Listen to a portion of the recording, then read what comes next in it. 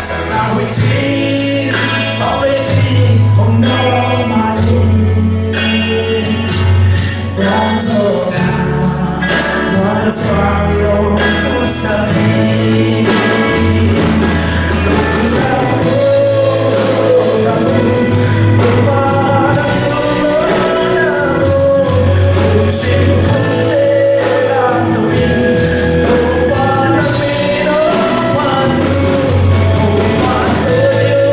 ba tôi yêu đang đã hơi ý đang lea đi lúc đang loa lô đang mơ Hallelujah.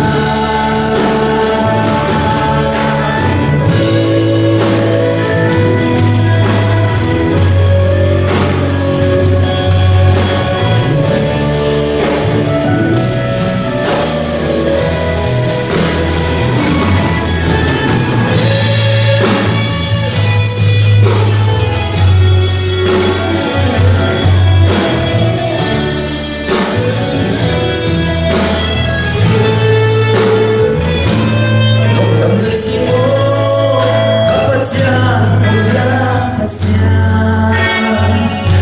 Xin Chúa dạy ta tên lại đúng đậm na trên dấu lâu Một bằng về si thế ra đi cái đúng vòng Đúng đậm ta, câu ước chỉ thui bên mà hi Cả sẽ cả vô tha